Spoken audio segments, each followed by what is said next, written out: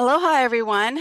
Michelle Melendez with Blossom Inner Wellness and StandTogetherHawaii.com. And I'm super excited to have again State Representative Elle Cochran.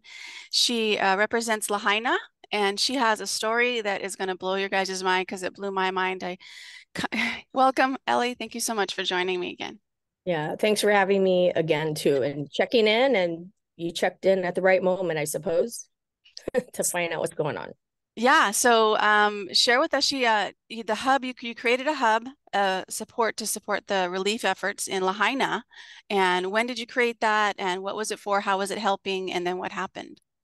It was, I think, probably 4 weeks in or something. I think it's been around maybe coming up on 8 weeks. I can't, the dates and times are kind of blurry right now. It was one of the last to be created due to the fact that when I came back to my neighborhood I live in, Kilauea Mauka, there hadn't been any services here, like a hub in this area. I believe there were three above the bypass, but I'm below the bypass. So the message out in the world was that no one survived below the bypass. If anything, people have been evacuated, so nothing was below bypass. But when I came back, I was like, I'm here, and so are about 99 other homes. And that's when I was helping with the Lahaina Gateway. When that was shutting down, I was like, well, where's the Lahaina people going? And how are they going to get help and supplies? So while the gateway was open, my tenant Bill and I were starting to bring things into this neighborhood because it had been locked down by National Guard in the main entrance. Our regular ingress and egresses were taken out by the fire, so there was a makeshift entry point, but it also was open to the burn zone. So there's been a blockade with the National Guard there. And so people were told, if you leave this area, you cannot come back. So like if I left my home, I couldn't come back that afternoon or that evening. And once we were here, we were under curfew too, 10 to 6. You could not leave this area. I mean, I felt like I was living under martial law at that time. So all that was going on. And, we helped a guy named Steven here just set like a hub within, I guess they call them hives. Mhm. But as the gateway shut down and there was nowhere else for this neighborhood to go, I thought, well, here's a park right next door, affiliated with the subdivision that wasn't being utilized for anything. The parks department had shut water down to it. It was a big dirt open lot. And, I sort of took it in order to create something to be benefit to this community, which started with one tent, a table, and a chair. I put my banner up to show, hey, someone's here, representative here trying to represent. And next thing you know, 4 tents came, a dome came, and just things started building, right? It progressed into a really, I felt, very beneficial, disaster relief thing for this, not just the subdivision I'm in, but all of pretty much Lahaina, because we had enough resources there to provide for everybody. And so, there's just been everyone pitching in to help and build and create and all that. So I've never considered it mine per se. It's always been for the community. But I had been in the process of working with the mayor's office because it is a county park. And they, lately they've been talking about shutting down all the hubs within county parks, and this is one of them. So I was in discussion about the future use and what are we going to morph into or what. But fast forward to last Friday, it had been basically literally ripped out from under everybody, myself included. It was said on social media. I'm not on social media. I think I mentioned my phone had burned originally and all that. So it's not in my phone anymore. That I had ordered the hub to be shut down or torn down or whatever. So people rallied trucks to come and just tear it down, but that is not the case. I did not make that call. I had one of the girls, Kylie, was there helping, just very committed and dedicated, and just felt like things were moving right along. We're all pitching in. And the day before the teardown, I was I had asked for a meeting because I've been hearing underpinnings of things going down at night, behind the scenes, whatever. So I wanted to discuss professional management and professional security for the area. Called for a meeting on Thursday with Kylie and others, and she chose not to come, and then had called. My phone was charging, so called another volunteer's phone, and she was on speaker with 5 other people, and she basically threatened me that if I didn't leave, if I personally did not leave, that they or we or something to that effect are going to remove everything, tear it down, I forget the exact words, but basically, remove everything if you don't leave. It was like a threat, and I did file a police report on that. So I have that documented. And then the next morning, it's like this threat that she had said is coming true. So I did call the police to come, right? That's like, makes sense. And then when the people are coming around with the trucks and everything, the police actually let it happen. I mean, I was told I have to let them in, and I can't stop anybody from coming to a public park, right? And that these people, this is the community taking community items for the community. So that's what the reasoning was. And I'm like, really, like this? And it just happened. So it took about, I think, 4 days, 5 days for them to remove every single thing, pretty much everything. Just the privately owned things like the domes that are up there, stuff like that. There was a Tesla wall that had just been completed days before. I had just laid down 2 dump truckloads, thankfully to Goodfellow Brothers, because it's just dirt and dust. So I wanted to tamper it down, and they were nice enough to bring some gravel to help with that. That was only a couple days before. So I don't know why I would have any of these improvements done if it was just going to be closed or torn down or whatever. So it just, none of it makes sense. And that's kind of the gist of what happened. And I'm just myself, and I just want it to be known that I did not call for this to happen. This definitely was against my will. I feel like against just the community's will. Mm-hmm.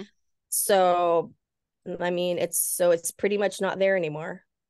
So how can they take this stuff that is brought in? Was it volunteer? Was it brought in from volunteers? Is that why they were able to take it? Like that doesn't, I don't understand. Donations. I guess a lot of the items people that were there taking said it was their donations. So they're taking their donations. I don't know. But then also I saw other people's donations who had just come the day before.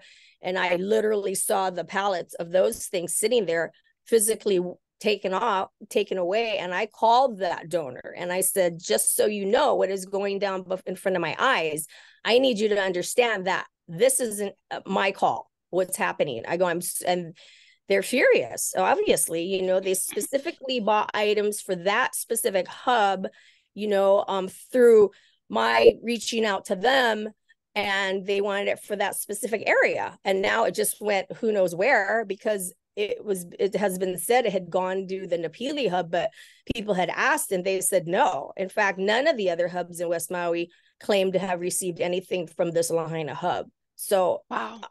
Not sure quite exactly where things are. There was items that had been dumped on the side of the road even. So Oh my I gosh. don't know what or where happened.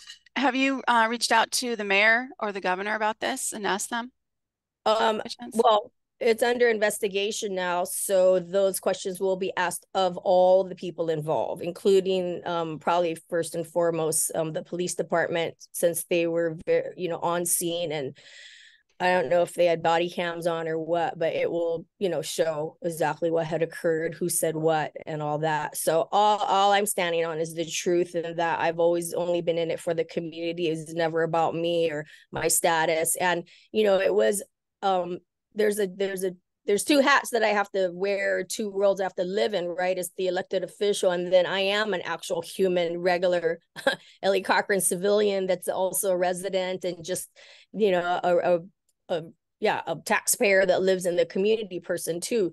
So I had been, Elle Cochran has been accused of, taking money and mismanagement and what have you, hence the reason for all this happening. Mhm. Um, and that's, I guess, has been on social media being stated. And that's just far from the truth. And for me, it's almost like a defamation of sorts, of Yeah. my character. And people have been following my political career and just my career in general and me as a person, and have known that I've always been for the voice of community and been here for community. I mean, I walk the talk, right? I have a Yeah. track record of a proven track record. So no one can take that away, and that's what I stand upon. And and that's what I want people to remember and look at my past and my track record, and see what I've done in my career for this community. And also, you grew up in Lahaina. I mean, that's your Yeah. hometown. This is Oh like yeah. this. Yeah, on top of that too, yeah, I mean, come in December, I've been here 59 years, so the loss of Lahaina itself has been extremely, extremely traumatic and tragic, and words can hardly describe. It's been very difficult. And so this, to just see that go up, down in flames, and then having this hub, created and having it torn down in front of my eyes was another just Trauma. loss. Not just, yeah, it was trauma. It had Hmm. brought up that PTSD, that hold those feelings that, and I did have to speak to my physician, and just talk this through, because it was not easy, but it's like you got to move on, and because I'm here for the community, and it's like I'm still thinking of what are next steps, because I can't forsake the people who I set out to help, is the bottom. Absolutely. And so is what is being done for them if that hub's not there? And also, do you have any inkling of why this would be taken down it was something that was supporting the people? I don't know. I mean, I think the people who did it or organized it or orchestrated that would need to explain that. And I guess the thought they're saying is because I wasn't to be trusted because of mismanagement and taking money. So that, So, that and here's I the thing too, is you're actually speaking up for the people in regards to the number of deaths, because that was a big thing. Like they're 100 they first went to 115, then it went dropped to what 97, and there's still people that are missing. That is because you're saying there's no way that that's possible. Is that correct? I mean, I'm still trying to, yeah, wrap my head around the figures, the numbers. I still don't believe it. I mean, obviously, I don't have living proof that I can pinpoint, that people were cremated literally in front of our eyes. So how will you ever tally that? How will you ever, the people lost out to sea? I mean, True. those numbers Yes. will never, ever, we'll never get to the bottom of it. So, right? It's one person's word against the other, I suppose. But personally, deep down, I know there's more than just what the numbers are out there. But again, it's not like I'm the one doing the investigations. Yes, oh, absolutely. But and the children, I was on a radio station yesterday, national radio station, and they asked what about the children, because they were let out, and I remember seeing a reporter asking the mayor, you had 115 bodies at that time. How many are children? And the mayor just walked away. He literally walked away, didn't answer his question at all. And what do you think about that? Like the children that are missing, and also why aren't there families, mothers and fathers screaming for them, and we're guessing they're all gone. And that could possibly be so. Again, right? If an entire family is gone, who's there to speak up for them? Mhm. Uh, that's, I think, the difficulty in really proving everything out. So yeah, I mean, I spoke to a girl who goes to, the elementary school up on the hillside, and I asked her, I mean, I know it's a touchy question, but I asked her if she had lost any of her classmates, and she just shook her head, no. So I don't know if just so I don't know. Again, it's like who this isn't over, right? The No. investigation, this entire situation will probably be ongoing for many years, and you're going to have so many different takes on so many different levels. But at the end of the day, I just want to see this government or whoever, is it nonprofits, is it government, is it just everyday people, business people, to just help, and let's rebuild and take care of us. And housing is definitely number one. Hmm. I'm just I have to go to Oahu, and I want to speak to the state people, the land, like state has land, Hawaiian Homelands has land, and let's get something going. I just don't understand why things aren't expedited and actual units and dwellings being built. It could have been, we're what, 3 months in already. So Yes. I don't get it. That's frustrating too on that front. So So how are the Lahaina people doing over there as far as are they're rehoused and are they able to get back into their property? yeah, I mean, I can speak for my firsthand subdivision, and then where my tenants are too, over on Kapuna Kea Street. I think once, water's back on, the utilities are back on. It's a little livable. A lot of people still are not comfortable with air quality, water quality, what's on the ground. So, but a lot of people, I I don't, in this neighborhood, I'm getting internet service to us all. Thankfully from Maui Ocean Center has gotten a grant of some kind and is going to give us. There's 26 families here that I asked who wanted internet back, because Spectrum can't give us a date certain when they can get us up and going.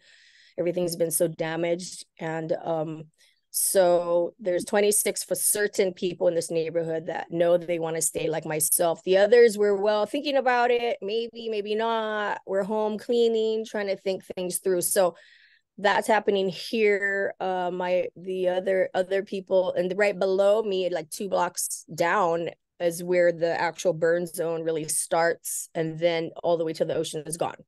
So the other day, while I was walking around, I saw the one family were allowed back on their property where the zones are reopening. You get to go and sift through the ash and all that.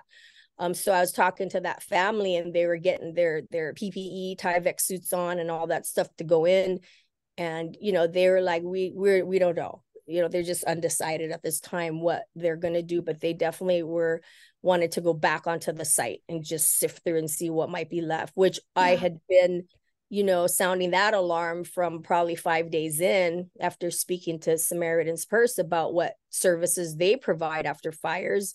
And, no one at the top knew what I was talking about TAKEOVER and all that stuff. What? Wow. Yeah, I know. And I was like, no, you have to understand what this means. And so, Yeah. fast forward to today, the last few weeks, the mayor has gotten on board, and they're now yeah, allowing people back to their zones or to their home sites. And so everything's I guess, people are just trying to figure out what's in their future right now. Yeah. And I think and there's people committing suicide. This is not a happy, this thing I isn't get it. over, Yeah. Well, because and they're survivors and that's a survivor guilt. It's like, why did I survive when everybody else, well, I I don't know. mean, And I can't think for them, but I'm also wondering, well, what do they have left? yeah. For one thing, one pastor came to me and said one couple lost 5 of their children, Oh 5, my gosh. and then they had killed themselves. That's 7 right there, right? And so the numbers, like I said, and these stories, people jumping off the rooftop, the balconies at the Hyatt. I mean, there's suicides, and that's not spoken about. There's a huge mental health issue going on, Wow. and where's Yeah. I mean, no one's going to walk up and go, hey, I need help. But at the Yeah. hub, what we're doing, we're conversing with people, getting, creating relationships and showing dignity and being humanitarian and treating them, as people, and, and trying to just talk story. And some of the people would just break down, Yeah. and one of the wonderful volunteers, Judy, would say, go have a cold drink, go sit in the shade, and I'll take your daughter, we would call it shopping, to go through the different hoop huts and pick up cans of, canned goods and whatever. And so the parents, they need to keep themselves together in front of the children, and it's hard. YMCA was just there the day before and brought brand new Crocs cases of that, and she said they had like kids kids day over at the Westin, and that was just a good time to have the kids do something interactive and fun, and kind of get them get them just, yeah, enjoy getting their minds off of things, so to speak. And then at least the parents had some respite too at that point, so these are the kind, we need more of this. Yeah. We really need to help the community rebuild, not just with homes like physical dwellings, but also body, mind, and spirit too, because it's Oh, all absolutely. connected. That trauma is going to last a lifetime, and never, Yeah. and Lahaina never can be replaced the way it was. No, it'll never go away, but you got to learn to cope and Yeah. pace and just kind of deal with it somehow. Mhm. And that's what it's going to take. So, my last question is around the hubs. Why is it that they took yours and there's these other hubs that are up? And can you possibly, like, what is it that can you possibly do another one by contacting the city and getting approval of some sort, even though that I don't understand that, because why are these other hubs able to be there supporting people, but yours was taken down? Like, I I don't know. I mean, yeah, good questions. What is the underlying reason? How was this orchestrated? It's clearly something that was orchestrated as far as I'm concerned, but um I again have been in the discussion with mayor's office to talk about the future of the hub. It wasn't about got to get out, tear it down, you got to go now. That was never the discussion, not even out of the mayor's mouth himself a couple Sunday mornings ago when he called me. And it was about continuing the discussion with his office about the future, right? And the future for me was going to be, again, the professional management, the professional, security of it and all that, but never it was going to be, I mean, it can morph and evolve into something else. Maybe as, stores are open, people are going back to work, life is kind of getting back into momentum again. Maybe supplies don't need to be as much on a certain level, and then we turn more into the health, the mental health aspect of things, creating, like after school programs. School had kicked in, and it's just right down the road from the schools, have I was talking to Lahaina Restoration Foundation, because they would always have these free music nights right at the Baldwin home. And I thought, well, this is kind of like the heart of Lahaina now. The park is like the only thing left with the few homes that I'm in, closest to Lahaina town itself. And there could be events like that, right? Movie nights or music nights or something where it's a gathering place for community to come. And that's just kind of gone. I mean, that I think can still be on the drawing board. I don't know. At the end of the day, I had been speaking to Rotary, and the governor of the Hawaii Rotary and the assistant governor were there, dedicated a whole day volunteering, loved the whole program and setup. And what they were explaining was they had recently taken over a dump in the middle of Waikiki, converted it into a beautiful park, and then gave it back to the city and county. And I thought, well, at the end of the day here, when everything's said and done, it's still a park and a dirt lot. And, I would love perhaps a memorial park would be very fitting for this area. And they're like, that'd be great. So that's kind of my thought pattern right now, is to talk about like a memorial park. Then if we want something passive and something that, because the schools said that they utilize it as an evacuation lot. Well, when I went to Kamehameha Third School, we evacuated to Malauuluolele Park. We evacuated onto a park. It was an active park. It was a football field. It was a track field. It was a baseball. This is just a lot, so why not beautify it? Why not have a beautification project? Have native plants growing, the ulu groves, the coconuts. And these are the kind of things that were going to come. I finally had spoken to county to bring us water up there, because there wasn't any water when I first got there. So I was starting to plant things, tea leaves. My friend from Huelo brought me 2 Samoan coconuts. I mean, this was the thought to green it up and to plant great things. And so anyways, I'm just, again, I have to move forward. And I think that property would still be wonderful as a memorial park. So we'll see. I don't know. All these things are on the drawing board still.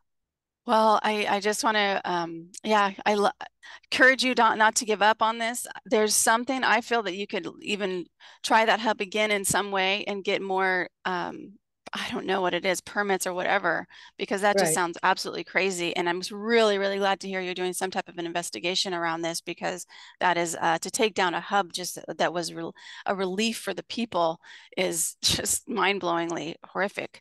Right. Just another stab in the heart to what these people have dealt with. So, Mhm. anything else you want to share? Yeah. Well, it was another volunteer who filed the report with the Attorney General's office. So, I have to, as a elected on a whatever, I gotta watch what I say, do, and all that stuff. So, but anyways, as I'm hearing that, yeah, so Attorney General's is on it, and we'll just see how that pans out. But yeah, again, there are people saying, let's rebuild. I'm like, you go for it. I mean, I'll be assist, I'll assist and all that. But I mean, if there's any political you know, whatever underlying motives for any of this, then my name probably should be out of it per se. But this is my district that I represent. So it's hard Yeah, to not be a part of. And but yeah, however I can assist, that's always been my take is help the people. So yeah, however that spells out. I mean, I don't know what else to say about yeah. that, but All right. still here Well, I'd in my love to home. do a quick prayer for you. Thank It's you. just, yes, go ahead and close our eyes and just breathe into this amazing human body that's a miracle working here. Great Spirit, infinite intelligence of all things. You're moving the sun across the sky and you are running the tides in the ocean. And you're beating our hearts and you're breathing our body. And we just give so much gratitude and sending so much inner strength to Elle Cochran right now and her journey right now of being a representative in Lahaina, being the representative that supports these people.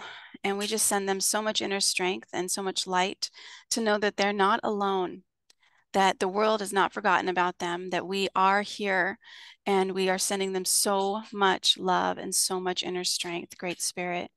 And we just know that something is going to come out of this, that this is your agenda, this is not our agenda. And we just give that to you right now, knowing, surrendering this feeling of hopelessness and knowing that there is something greater that is showing up.